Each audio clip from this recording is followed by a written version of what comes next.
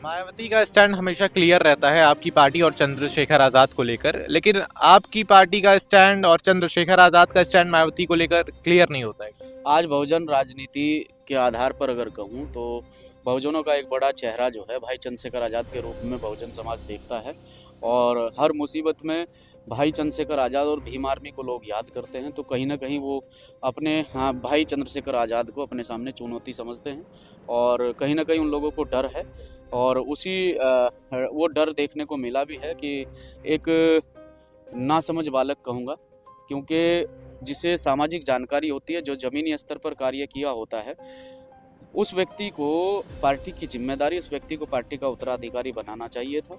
क्या बहुजन समाज पार्टी या बहुजन समाज में ऐसा कोई लंबे समय से माननीय कांशीराम साहब के समय से लोग कार्य करते आ रहे हैं, क्या कोई ऐसा व्यक्ति नहीं था कि जो पार्टी की कमान संभाल सके, पार्टी की जिम्मेदारी संभाल सके?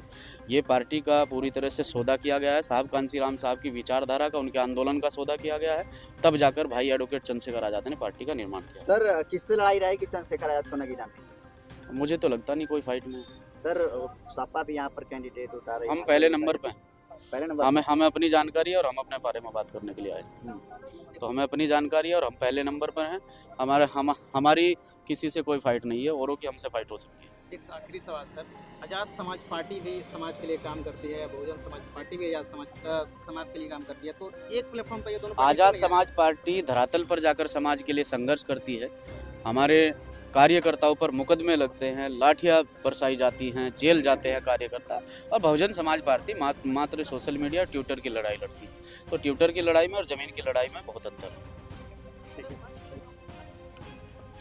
जो इस बार वो कह रहे हैं कि 400 पार पूर्ण बहुमत से अपनी सरकार बनाएं और इस देश के संविधान को ख़त्म करें, वो पूरी ताक में लगी बैठी है सरकार। और सरकार के खिलाफ अगर कोई आवाज़ उठाता है, कोई बोलता है, तो एक ही आवाज़ सामने आती है, वो एडवोकेट चंद्रशेखर आज़ाद है। विपक्ष की भूमिका पूरे देश के अंदर भीम आर्मी आज़ाद समाज पार्टी के कार्यकर्ता भाई चंद्रशेखर आज़ाद निभा रहे हैं। इसलिए भाई चंद्रशेखर आज़ाद के संघर्ष को लोग समझेंगे और उन्हें वोट करेंगे। पूरे देश भर में इंडिया और इंडिया का माहौल है, ऐसे में चंद्रशेखर आजाद के लिए बिना अलायंस का लड़ना कितना चुनौतीपूर्ण? देखिए, ये यहाँ पर जो गठबंधन है वो सामाजिक गठबंधन है और हमारी मेहनत का गठबंधन है, लोगों से हमारा जुड़ाव है। और यहाँ पर जहाँ तक मैं बात करूँ, मुस्लिम समाज की आबादी लगभग 50 से 52% है और यहाँ दलित समुदाय के लोग भी बड़ी भारी संख्या में रहते हैं, जिनका आपस में बहुत अच्छा प्रेम है और वो भाई एडवोकेट चंद्रशेखर आज़ाद के संघर्ष को जानते हैं, पहचानते हैं और वो उनके संघर्ष के आधार पर वोट कर रहे हैं। क्या बीएसपी सर चुनौती है यहाँ पर चंद्रशेखर आजाद के नहीं, लिए? बीएसपी फाइट में नहीं है। ऐसा कैसे कर सकते हैं यहाँ पर? मैं कह सकता सांसद हूँ, सर गिरीश पहले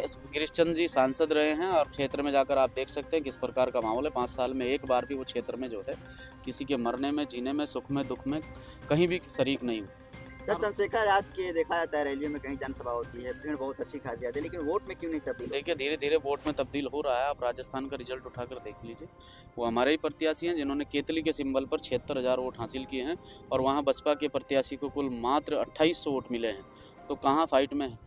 अब जो है युवा समझ चुका है और युवा पूरी तरह से भाई चंद्रशेखर आज़ाद के साथ है। आरोप लगता है सर कि आप लोग बहुजन समाज पार्टी को कमजोर कर रहे हैं और इसकी वजह से बहुजन समाज पार्टी तो माननीय कांशीराम साहब के जाने के बाद में कुछ चंद लोगों ने बहुजन समाज पार्टी को बिजनेस बनाया, धंधा बनाया और बहुजन समाज पार्टी के माध्यम से मोटी रकम जो है अपने घरों में भरने का काम किया है। तब से ही बहुजन समाज पार्टी कमज़ोर हो गई थी।